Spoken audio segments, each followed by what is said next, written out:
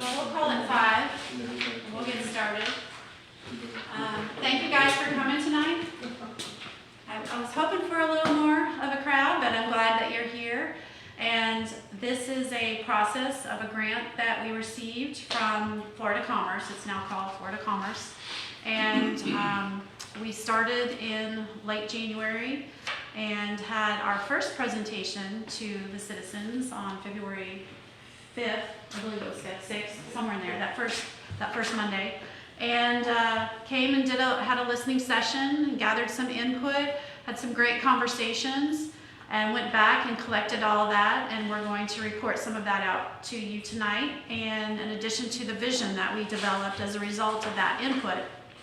But not only that, we're also going to go through some findings that we have discovered about Mexico Beach in the preparation of some of the documents that we're preparing under the grant, and some of that is existing conditions of your city, and some of that is non-vehicular transportation, so sidewalks, and other routes for safety.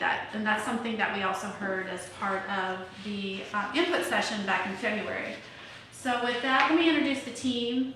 There was, if you recall when you were here in February, we had Allison McGrath with us, and she's not with us tonight, but she is working on the next phases of the project, which is the economic development strategies, in addition to your funding sources and grant opportunities to help you fund some improvements that you might look to in Mexico Beach and some improvements that you have listed as a need in your city documents. So she's not with us, but she will be here next time. We have with us Kathy Ebal, who is with JD Pro, and they have been helping with the data collection and the preparation of the materials. And with her is Adrian Young, also with JD Pro, and they've been helping with the preparation of the data, gathering of the data, some GIS mapping, and we're going to let Adrian speak for a little bit on some of what he's been working on, and then we'll come back and talk about the vision. So Adrian, do you want to start? So this is just the bullets of the agenda tonight. There's an agenda up here if you need a copy. Just kind of going through what we're going to be working on, and then I'm going to switch with Adrian. Cool. Thank you so much for having me again. I'm Adrian with JB Pro, and Laura, again, thank you for having us. Visit Mexico Beach. These community key points were points brought up and found through your conversations with the county, with the city, and with yourselves. They are the 4 community character conditions: our growth and development, natural environment, transportation. Throughout this presentation, we will show you our findings and show you what you told us and what we found on the back end doing our data research. We'll begin with just a top overview of the demographics of Mexico Beach. This slide has a fair amount of information on it, but I can sum them up pretty quickly. Mexico Beach is a predominantly white community. Its median age is about 58 years old, so it's an aging, older community. I think one of the strongest points about this is that table on the top that shows our growth rate. As you see, 2% growth rate in 2018, and there's a sharp decline due to the hurricane and that's devastation. But from 2021 to 2024, there's a steady increase in population. So while Mexico Beach is an older, wider population, there's still a growing population. So we do see lots of potential for growth in this area. Excuse me, Adrian. Yes, ma'am. Where did you get the population number from? That's census data, U.S. census data. Thank you. Yes, ma'am. So the census, as you know, is every 10 years. I don't know if I'm even on screen, but the census also does an American Community Survey, which is estimates in between the decennial census, and that's the result of the in-between years, where they do an estimate in between 2020, 2030, 2040, and so forth. Thank you. Furthering with our conversation here on community growth, we are showing the housing situation in Mexico Beach. We have approximately, or estimated, over 1,000 homes in Mexico Beach. One apartment complex, you guys are probably very aware of it, on the far end of town, and we have 199 short-term rentals. We reviewed that through looking at Airbnb data on the website and GIS locations of Mexico Beach. Excellent marker here, infographic here, showing the age of housing in Mexico Beach. Most homes, 90% of homes were built in the last 50 years. 50% of those homes were built in the last 25 years. There's been lots of state-led efforts in home creation residential development in this area, and we see that mostly, again, in this last 25 years. Since the storm, there's been noticeable increase in home values. There's a few slides, you'll see slides later on that kind of just talk about that, but there are no homes, there are many homes in Mexico Beach over $100,000 now, when prior to 2018, there were a few homes that were much less than that amount. That goes hand in hand with the cost of rental costs and median housing value. Median housing value is about $70,000, $6,499 for housing value, and rents are comparable to most of the state, but again, that's a figuring out rent price of over $1,000 in rents. Mark, can I ask questions? Yes, please. So the short-term rentals, the CDC estimates, not counting campgrounds and condos, apartments, that we have 379 short-term rentals. And the population number you have, there's 1,024 registered voters, so I'm thinking it's probably a higher population than that estimate that you have there. It's possible, very possible. But Yeah. as Laura mentioned, it's probably from the estimates of the 5-year term. Your records are definitely more up to date than what ours are going to be. Well, and to that point, when they do estimates, they're looking at historical data, so Right. they're using that negative 17.09 and negative as part of their estimates as they're going, this is the census and how, so it's a linear projection, so if you have a dip like that, it accounts for that in the projections. Yeah. So that's why it might be a little low if you have more registered, 1,124 registered voters. That's why the projection or the estimate might be a little low, because it counts for that dip. Can you go back to that slide too? What I found also is very telling is that if you have 1,100 housing units, but only 1,190 persons, that's almost one house per person. Which, when you have an average household size, probably in a community like this is about 2. That means you 1.53. Yeah. That's pretty low. That's pretty low. So that means you absolutely have more housing than the average household size needs. So don't you think that majority of the housing here is for non-residents? That is one assumption you can make. It's usually because of rentals that are unoccupied, which can be attributed to short-term rentals. Well, I think there's a lot of Second homes, Second homes. Yeah. there, that too. And this presentation may have some slides that show the vacancy rates, that show where vacancies are happening in Mexico Beach, and you can kind of, I think we'll be able to figure out, knowing that commercial and residential, not commercial spaces can happen in residential areas. That's an assumption we all are having. You don't know that for sure, but it looks as if the short-term rentals, the secondary homes are adding to the amount of homes in the area. Well, this is just for your future information as you do this. There has been an absolute explosion of short-term rentals in the residential district, mainly on the east side, to the point that most of us are beside ourselves. I think Cheryl will definitely speak to that point. And that is not something that we have seen to that extent. So that's an issue. Yeah, and then there's certain people here that own, live here full time and own more than one residence. That did me, for instance. I used to rent out mine next door to me, and I'm sick of the vacationers, so I had to do it myself. I don't rent it out anymore. It's strictly for friends and family that comes as guests, stay there for free. Vacation rentals have taken over our city. You can see that, we've seen that. To your points, to all your guys' points, this is the table I mentioned earlier about showing how prices have changed pre and post the hurricane. Again, in 2017, there were no homes over $100,000. Now they're in 2022. $1 million. $1 million, yeah, we can speak, it could speak to the situation there. Those two things are most likely in correlation with each other. Some of that's why our median housing values are about $6,500. So all of those things are what we're seeing in the data. You're totally correct, sir. Thank you. Our future land use map, we have a version of back here we're just looking at on the wall.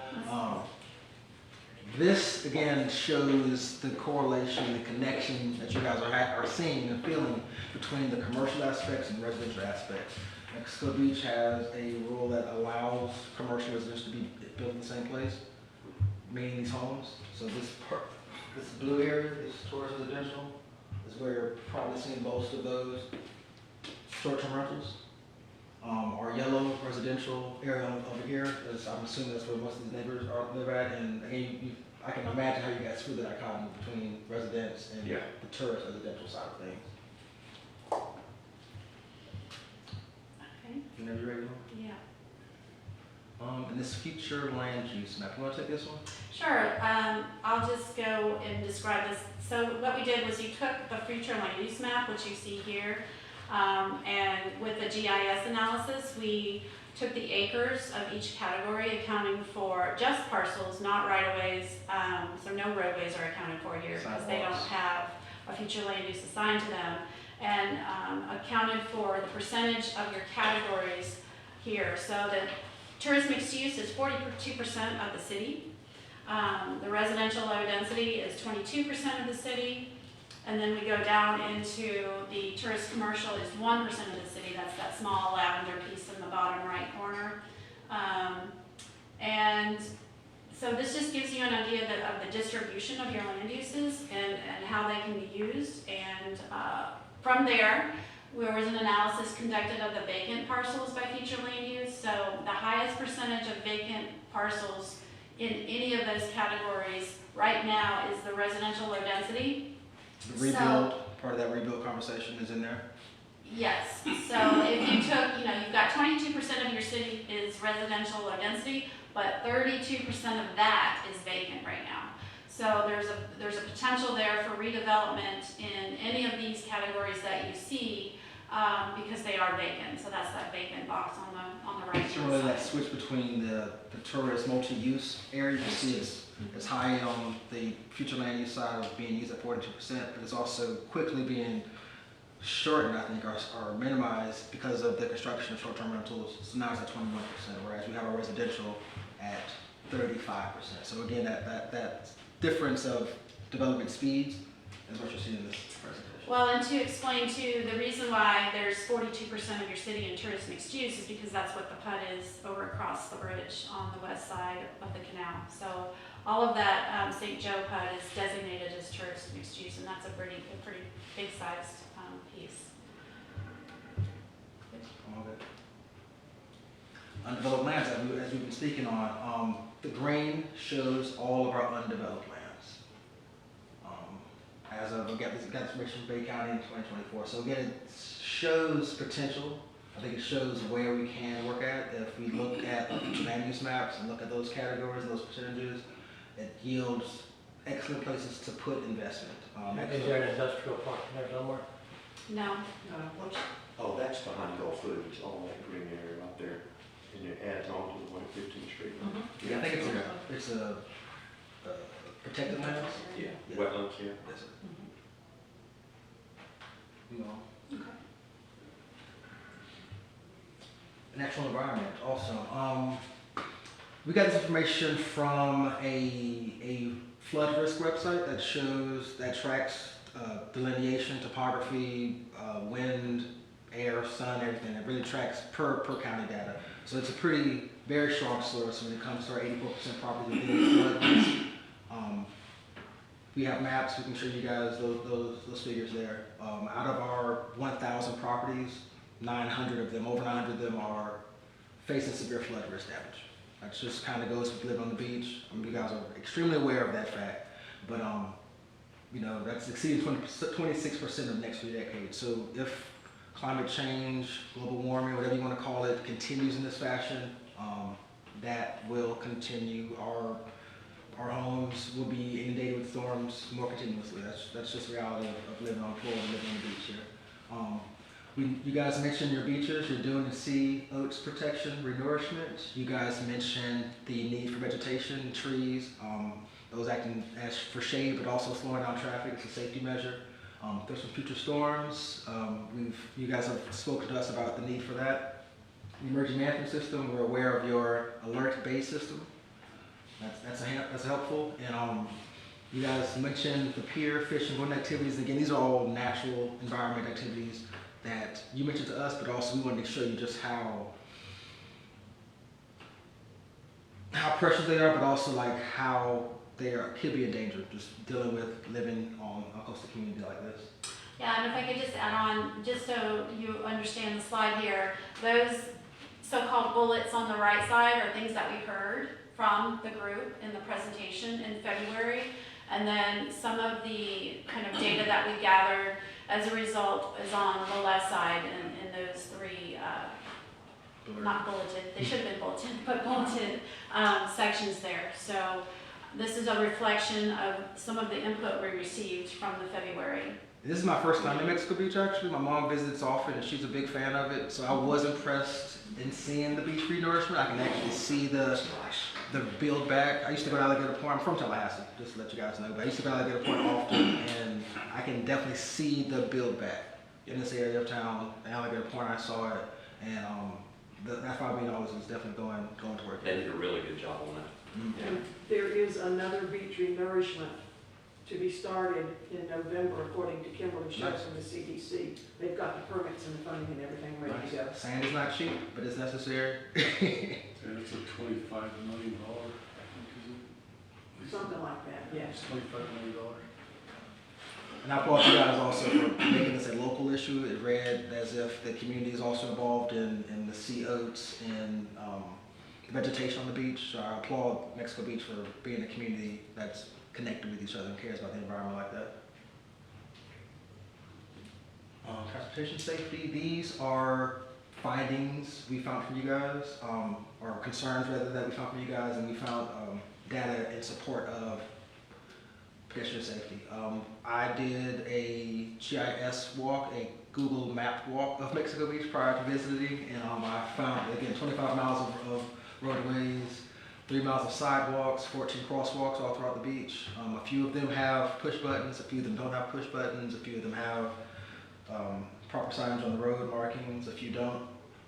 And again, parking along Highway 98 is very obvious. We see your Sunset Park, we see your pier with parking there, and we hope to establish a management framework to strengthen parking, make it more safer. We'll discuss it a little bit later on, but just how to make safety and parking hand in hand. Walking across the street from the north side to the beach side, south side, it can be dangerous considering the distance between crosswalks. We've had people killed. In years past, we've had people killed, Yeah. Especially down there near the exit at the other end of And town. I've noticed too that the crosswalks don't lead to the beach accesses, it leads to Exactly. something else that you have to walk a bit further down to get to the beach. But we'll get into Yeah, it. we could use more crosswalks. No, we can't. We need to speed. To our points here, yes, video pedestrian safety. This 3/5/2024, this is as of the middle of last month. This data could have been updated a bit more, but again, it's 2020, 2021, and as most recently as the middle of last month. This is vehicular data, just so we're clear, yeah. You guys can peruse this. Doesn't necessarily look pedestrians too much, but Mexico Beach doesn't seem to be a town that has lots of DUIs. That's a plus. Doesn't seem to be a town with lots of criminal activity. That's a plus. Traffic stops have decreased. I know you guys, police force is in Bay County, so they come and help police the roads. But overall, this is I would consider a strong community, a safe community, from what it looks like on the numbers, traffic-wise. Well, no, what it looks like is we don't do anything. That's what it's showing. Well, And that's what it is. let me interject here. That just goes to 2020. Before the hurricane, when we had all of our restaurants and all of our bars, the traffic stops, the crashes, and the DUI citations I'm were sure. extensively higher. So as the bars come back, that will definitely increase a significant amount. Worth noting. Thank you for that. That's a good idea to keep in head as we move forward. What's going to come back to Mexico Beach? How do we plan for that? Yes. Thank you for that. And if I can just add a little tidbit of information, we did have a graphic to show the location of these crashes, and the highest percentage of them are right there at 386 and 98. That will change as soon as Toucan's open, because their highest percentage of crashes were always at 8th Street and Highway 98 in front of Toucan's. Yeah, that's what the couple got, there's an elderly couple got killed, coming across, walking out of Toucan's. No, well, they got killed in front of Driftwood, crossing the street. Point that. She's so good.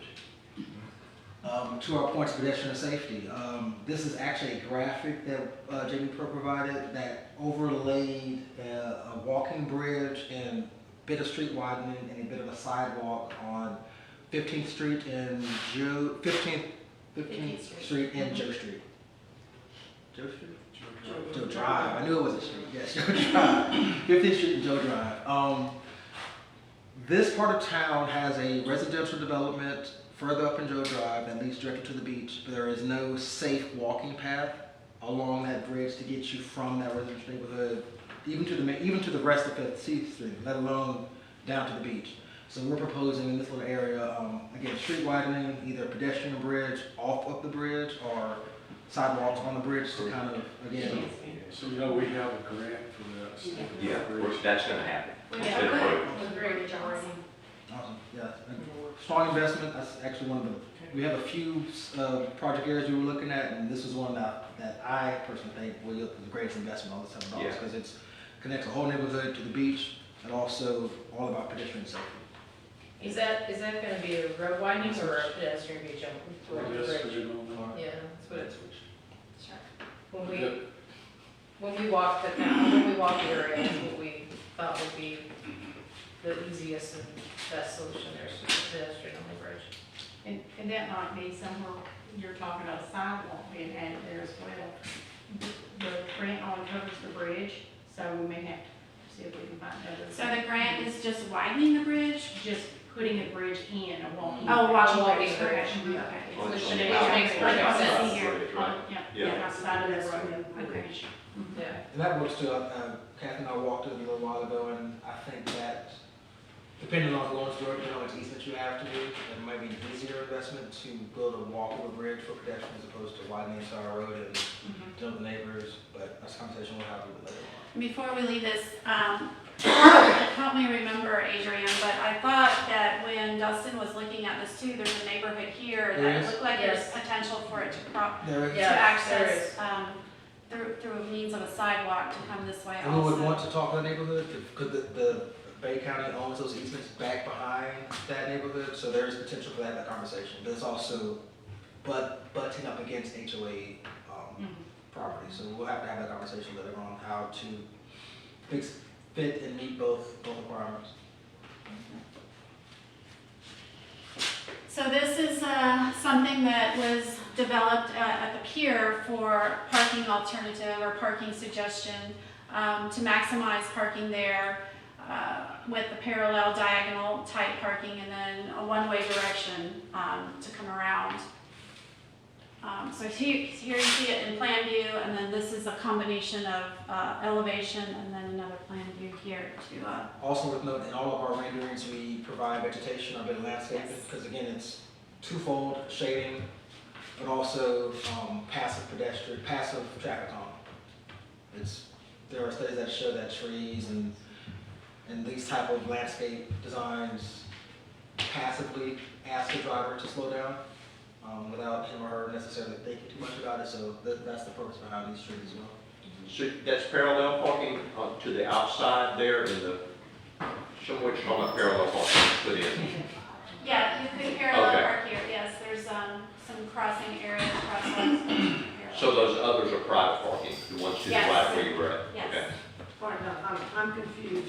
This looks to me like what we had before. Explain that whole concept again, if you would.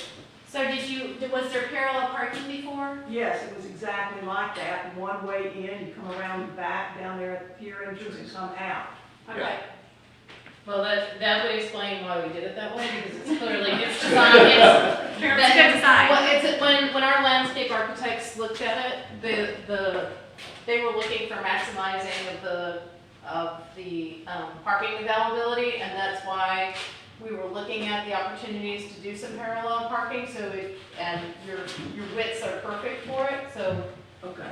you know. Yeah, that's what we had, except we did not have parallel parking in front of what is going to be the residences again, because their property lines went right up to the asphalt. So those were all townhouses. They won't all be townhouses at this point because we've got about 4 to 6 that are already combined lots to make single-family homes. But the parallel parking is, just for your information, is probably not going to be available since that's going to interfere with the houses. So these are your curb cuts for the houses? There are Well, there was 6 of them, there's 50-something. 1, 2, 3, 4, 5, 6, and then there's just enough space for 1 or 2 parallel lots, here and here. The So you get- beige colors aren't parking lots, those are property line. The Yeah. parking is gonna be you probably can't see them from your distance, but they're the little white chalks in between Okay. the trees, that makes any sense. Okay. You see? Yeah, I think I see them. I have to get my nose up there to see. Sorry Yeah. for that. These are. So the little white ones are ingress and Yeah. egress from the private property. Yeah, Okay, Okay. okay. So did you realize the city actually owns a few lots in there also? We saw that on GIS, we did see the easements. That's a conversation we have to figure out how to have between the residents, who's coming back, and the idea of The combination the of pier lots. being there. That's a conversation. it's an idea to be discussed, but what we're presenting to you is not the absolute has to, we're presenting you what, Options. some options That's a good and idea. some So- considerations. So you will know, right after the hurricane in 2019, all of the property owners on 37 there were contacted with the idea of discussing mixed use, which was not the zoning at the time, to have commercial on the bottom with residential on the top, and make that the centerpiece of the business district. That was discussed. They had complete agreement with all the property owners. It did not advance through the city council, and the idea was dropped, and now a great many of those properties have changed hands. So the idea was broached and was very encouraging by all the people, but too much time has passed at this point. Well, that's worth another discussion, I think, and Yeah. I remember having that conversation with Doug, and my concern was, you know, unless you're combining lots, which sounds like some of them have, if you only have 12 feet, that's hard to develop a business in, so, Yeah, but that's true, but they're also quite long, so you Yeah. have a shotgun. yeah. Yeah. What does the city own in there? The city? City On the lots, left-hand Tim side. said there or something? Yeah, there are, I can't tell you where they're at, there's only 3 or 4 or something, and they're small. Yeah. And then they Yeah. also own the lot that's down here Yeah, on the he beach. lives here, right? Yeah. Yeah. And it is, if you come into, it's on the left, on the right, that we, that the city council is coming back.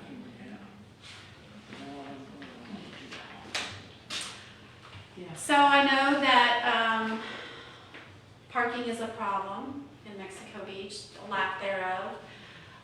So the team and I were discussing options for parallel parking along 98. It appears you have sufficient right-of-way based on visual inspection. I haven't been able to confirm with FDOT yet. But if there is an opportunity to develop parallel parking, especially on the south side with an additional sidewalk, then as people come to the beach or come to anything on the south side, they wouldn't have to cross the street with their beach chairs and their beach bags and their towels. So that would create a safer environment for people coming into Mexico Beach and wanting to come to the beach. So this is an idea for that layout to occur. And again, we have a plan view over an aerial and then the elevation, again with another plan view to show possibility. I was doing some research on this, and although you see this is striped right here, generally those are 22 feet striped distances. But there was an analysis that was conducted that if you don't strike them and let people park as at will, you can oftentimes get more vehicles in there because they tend to park a little closer together. So that's an option. And how far you go down, maybe you just go to the area where the commercial kind of designations kind of stop, and then you get down into the more residential area, or maybe you continue all the way down to the city limits. To that point with distance, sidewalks not on both sides, north and south side of the street, parking is on both sides, north and south side. So in this little area, further to the west part of town, that you provide parking and landscape on both north and south side, the beach side and the town side of the road. Yes, absolutely. Landscaping is generally preferred. It helps provide shade in a very hot environment and comfort for people who might be walking or using the sidewalk otherwise in the heat of the summer. So vegetation would be a nice asset for you to include in future. Okay, bear with me here, I'm slow on uptake. So on the south side of 98, beach side, you're talking about parallel parking. All right, go from where our dedicated beach parking is, you know that's on the last mile down there. And so then you start with our parking lot, city-owned parking lot by Toucans, and then you're talking going west, down 98 on the south side. Is that the understanding? So essentially, wherever we can make it fit. Okay. Yes. Okay. And These are just recommendations, we're not saying the plan. No, I understand that, but I'm just trying to figure out what you were describing. Like I said, a little slow on the uptake tonight. Yeah, so we would have to account for ingress and egress and streets and driveways, of course. But And somebody mentioned earlier that what you need is speed humps along this, but if you provide parallel parking along both sides of a roadway, you naturally will condense the roadway, and it makes people slow feel down. like they're in a unsafe space, and they will naturally slow down, so that you increase your pedestrian safety on the crosswalks in a number of ways. One, you're shortening the distance that they have to cross. Two, you're reducing naturally the speed that people are feeling safe at driving. You assume that. No, that is studies after studies have shown this.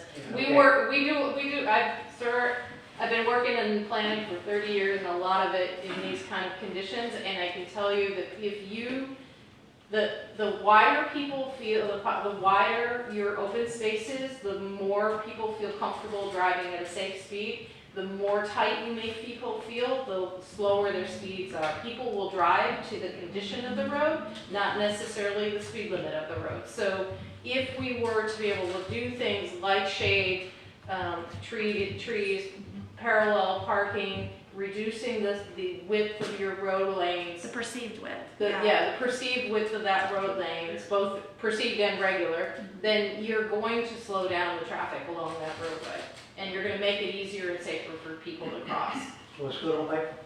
Okay, I'm just talking about like over 50 years in law enforcement. Sure.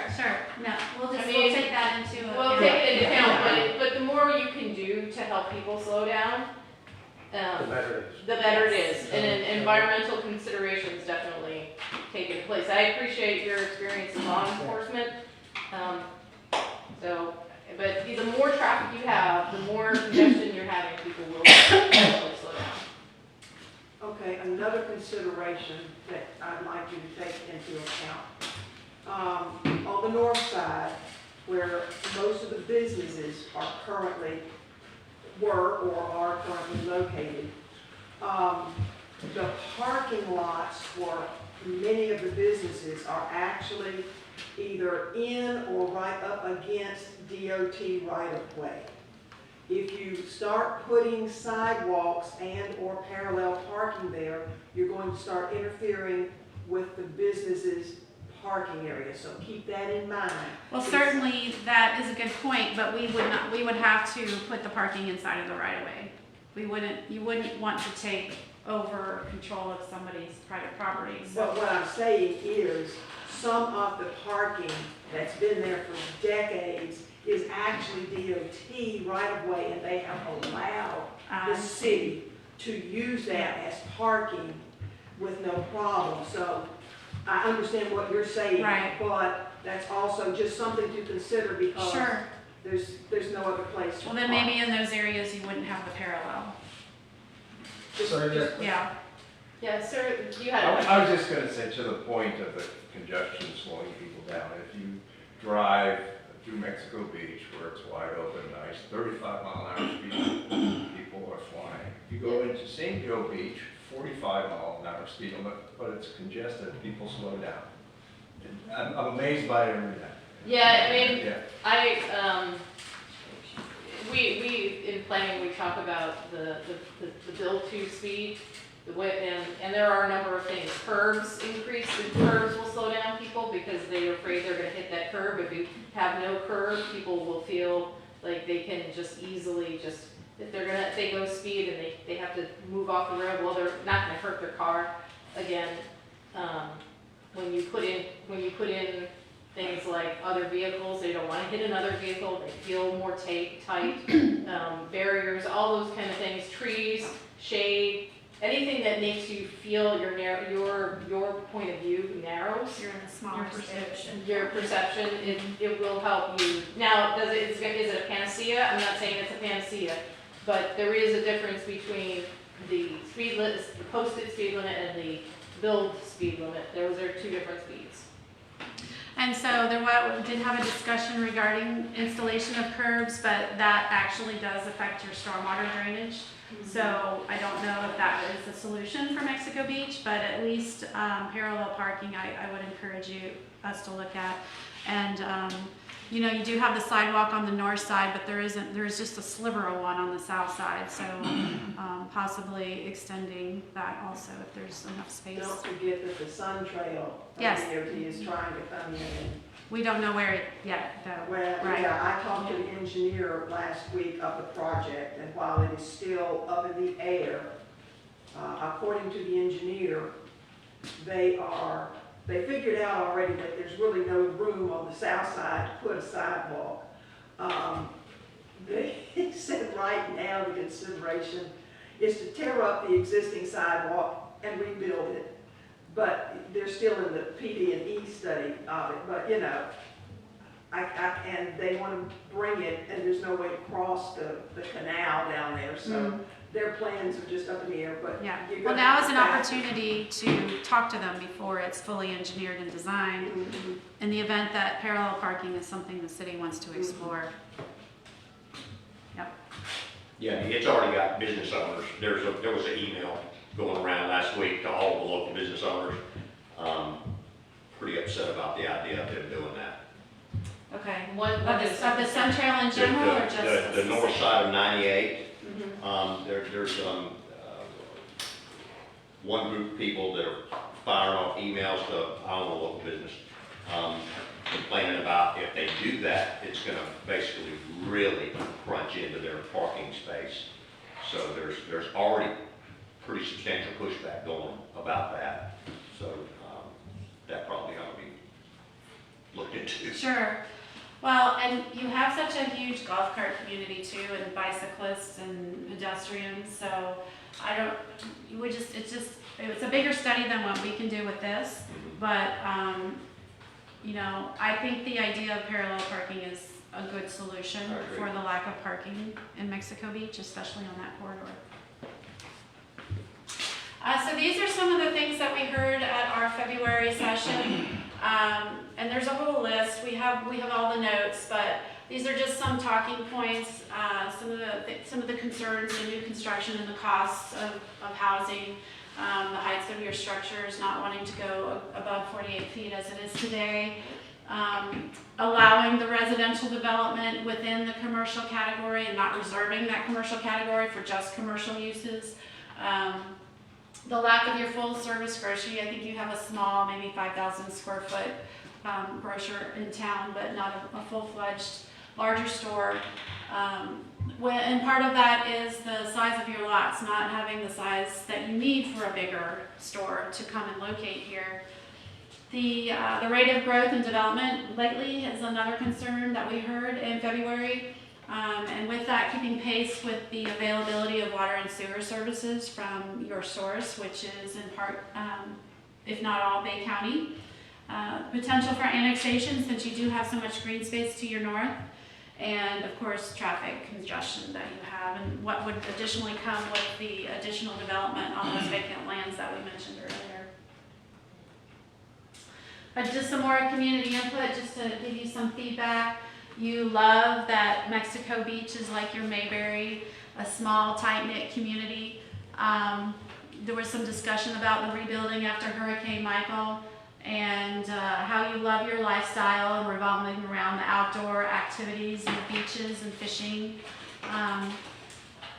That your local economy is very limited on the industries that are here.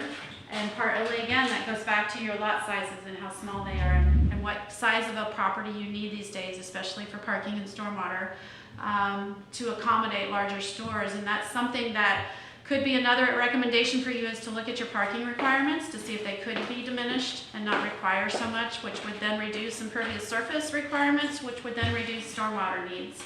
So something to examine on whether or not you could reduce, or maybe have, instead of full-fledged vehicle parking, some golf cart parking, since you do have a golf cart community that requires less space. Commercial development has not been restrained and contained and not necessarily promoted. I'm not sure I understand that comment, but these are just some of the things that we heard in February. And you were very happy and excited that the very east end of Mexico Beach has been protected against development on the south side of the roadway. Just some quotes that we heard also, just to include as feedback. This is kind of moving into the vision, so we took all of these comments and we assembled them and we figured out what the main comments were. So if we can go to the next slide, this is how we came to develop the vision statement. So we took all the things that we heard most commonly: small town, community driven, sustainable, meaning you have enough water and sewer to serve your residents and the roadways can accommodate what you have, that you're tight-knit, that you're well-connected, that you do have a great community here, that you love your environmental conditions with the walkable outdoor lifestyle, the fishing, the boating, the beaches. You like to see that your economy continues to flourish, and you love your coastal feel and your beach community atmosphere. So with that, this is the vision statement here at the end that we developed, that kind of captured all those bullet points and what we heard in February. And we will take this forward to the planning board and the city council for consideration. So if you could go back. If anybody has any questions on this slide, we can talk through it. You want to read the vision statement? Yeah, I guess I'm not sure if Facebook Live is seeing the presentation, so maybe I should read them. So the vision is, we aspire to be a community-driven, sustainable small town with a strongly connected citizenry. We strive to be a vibrant, walkable, economically diverse, and flourishing place reflecting our charm and coastal character. Okay, and so here's a recap of what we've been conducting and where we're headed. So in February, we had the first community input meeting. In March, we delivered the first drafts to Florida Commerce. That was our deliverable requirement in order to meet the grant deadlines. I should say April 2nd. That's tonight, our community meeting. And we're tentatively looking at May 13th to present to the local planning agency before it goes to the city council. That is a requirement of the grant. The city council presentation wasn't, but we will certainly do that. But just to include that, as these are milestones of the grant, and then we have to deliver the final document to the state no later than May 31st. And I believe that's the end of the presentation. So certainly would enjoy any questions that you might have. What's the makeup of the city's revenue? That is probably mostly property taxes, I would assume, is your biggest revenue. Is it 90%, 95%? It's approximately 90% of the general operating fund. property tax. But that wasn't what it was on Hurricane Michael, was it? We have no industry. Not really to speak of. Right. It's tourism based mostly, Most of it's hotels, PCD, rentals, restaurants. Small business, entrepreneurs. Cities are getting a lot of tax in the city. The bed tax does not come to the city. Yeah, so the city doesn't get any. Very sustainable. So I heard a question about the bed tax. You have a community development corporation that falls underneath the Bay County TDC. They're like an arm of the TDC. So that money is required to be used for marketing tourism, essentially. It has to go into that pot. And then our property tax, we see very little of that. The city agencies are like 5%. The It city. goes to Bay County and we're at the bottom of the trickle down. So yeah, it depends on the millage that the city sets. Yeah, Every we- year. We get very little of that, which is kind of sad. So most of the taxes are based on permanent full-time population, Right. which we do not have, essentially. We need to do something about attracting full-time residents. Yes. Most of our properties here are owned by people from out of state. There's people that own property, these big mansions that they're building that have never seen their house. They buy the property, build the house, throw it on the rental market, and they take all of their money back out of state. And the number one, argument with that, with these property owners, well, we pay our property tax and we're support. Okay, you're paying your property tax to Bay County. We get a little bitty bit of that. So that's not really a valid argument. We've got to attract full-time residents sorely. Or And we would be taking in a over. variety of industry, if you could. True. And you might have to annex appropriate amounts of land in order to get the size that you need in order to attract that kind of business. Right. Okay. This is awesome. Do you want to end the Facebook Live? Do you want- Any other comments?